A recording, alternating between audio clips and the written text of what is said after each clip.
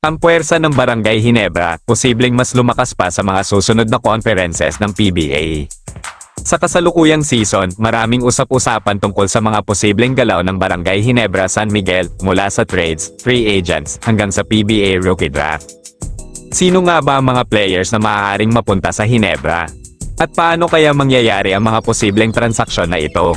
Yan ang pag-uusapan natin ngayon, kaya kung ikaw ay isang solid Ginebra fan o simpleng PBA follower lang, huwag mong kalimutang mag-subscribe at mag-comment at ibahagi ang iyong opinion. Kung titignan natin ang kasalukuyang lineup ng Barangay Ginebra para sa paparating na Commissioner's Cup, may isang malinaw na concern ang koponan ng kanilang frontline. Sa panahon ngayon ng PBA na may unlimited height ceiling para sa imports, napakahalaga ng isang solidong center. Oo nga't nakuha nila si Kenmark Carino mula sa Terra Firma Jape sa pamamagitan ng one-on-one trade. Pero ang problema, hindi pa agad siya makakapaglaro. Ang pinakamaagang inaasahang pagbabalik ni Carino ay bandang late April hanggang early May, at kahit bumalik man siya, hindi pa rin sigurado kung 100% na ang kanyang kondisyon. Ibig sabihin, sa Commissioner's Cup, medyo manipis pa rin ang frontline ng Ginebra.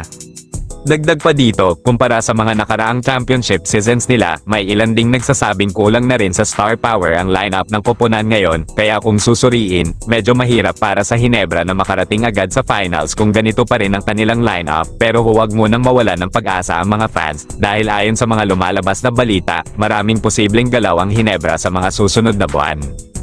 Posibleng mga players na mapunta sa Ginebra: 1. Justin Arana, pangmatagalang target.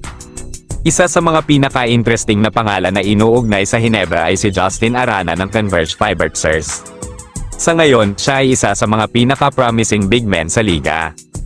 May lakas sa poste, magaling sa rebounds, at may potential pang ma-develop ang outside shooting, kaya nga kung titingnan ang kanyang laro, may mga nagsasabing para siyang mas batang bersyon ni Junmar Fajardo. Pero sa ngayon, napakahirap mangyari ang trade na ito. Bakit? Dahil hindi pa kakawala ng Converge si Arana habang nasa prime pa siya. Si Coach Delta Pineda mismo ay malinaw na gusto niyang panatilihin ang kanilang Twin Tower lineup, pero may isang interesting na detalye.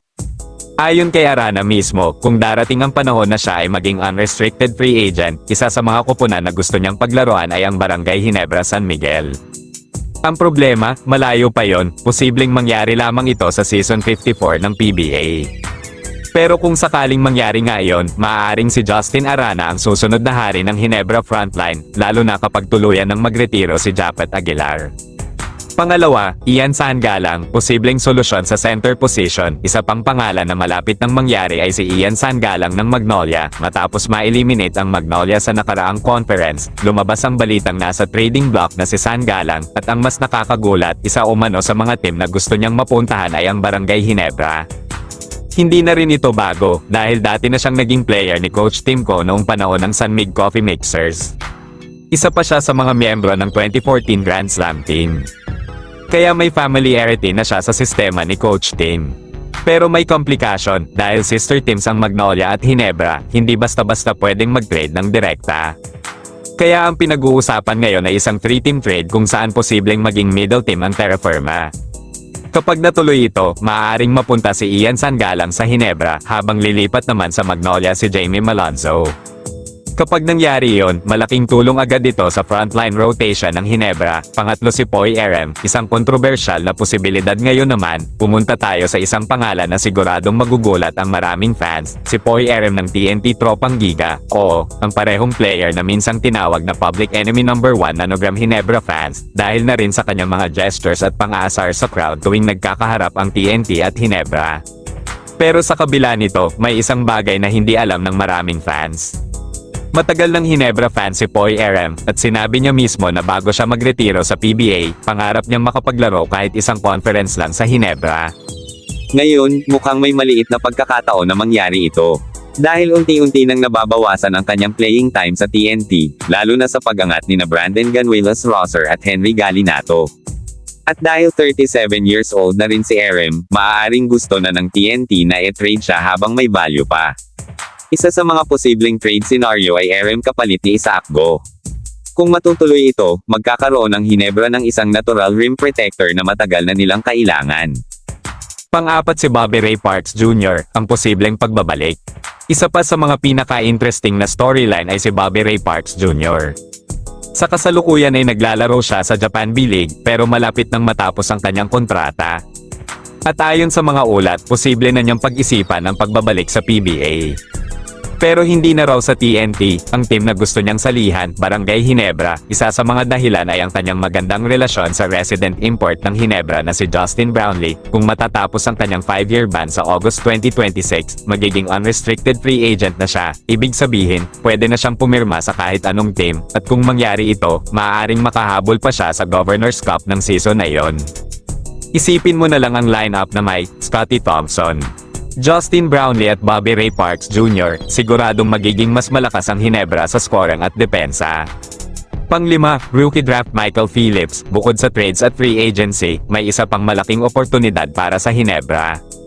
Ang PBA rookie draft, dahil hawak nila ang first round pick ng Terra Firma, may malaking tsansa na makakuha sila ng top overall pick, at isa sa mga pangalan na lumalabas ay si Michael Phillips, isang 6'8 defensive specialist na may napakataas na energy sa court. Ang kanyang laro ay madalas ikumpara sa prime Japet Aguilar dahil sa kanyang athleticism at hustle. Kung sakaling mapunta siya sa Ginebra, maaaring siya ang long-term replacement ni Japet Aguilar sa frontline. 6. Dwight Ramos, posibleng future star ng Ginebra. Isa pang pangalan na matagal nang inuugnay sa Ginebra ay si Dwight Ramos. Sa kasalukuyan ay naglalaro siya sa Japan B-League pero sinasabing may plano siyang maglaro sa PBA sa mga susunod na taon.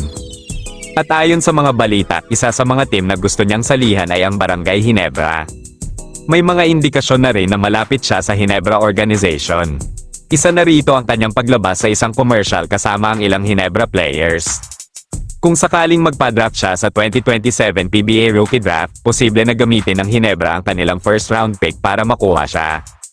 At kung mangyari yon, magkakaroon ng Ginebra ng isa pang two-way star na kayang mag-score, magdepensa, at magbigay ng leadership sa koponan. Sa dami ng mga pangalan na inuugnay sa Barangay Ginebra, mula kina Poy RM Ian Sangalang, Bobby Ray Parks Jr., Justin Arana, Michael Phillips at Dwight Ramos, isa lang ang malinaw. Maraming posibleng galaw ang Ginebra sa mga susunod na conferences ng PBA, at kung kahit kalahati lamang sa mga ito ang mangyari, posibleng bumalik ang Barangay Ginebra sa pagiging title contender sa liga. Ngayon, gusto kong marinig ang opinyon mo. Sino sa mga players na ito ang gusto mong makita na magsuot ng jersey ng Barangay Ginebra? At sino sa tingin mo ang pinaka-realistic na mangyayari? I-comment mo lang sa baba at pag-usapan natin yan. At kung nagustuhan mo ang video na ito, huwag kalimutang mag-like, mag-subscribe, at pindutin ang notification bell para sa mas marami pang PBA updates. Ito ang inyong kasama sa Usapang Basketball, Raise Hoops Universe.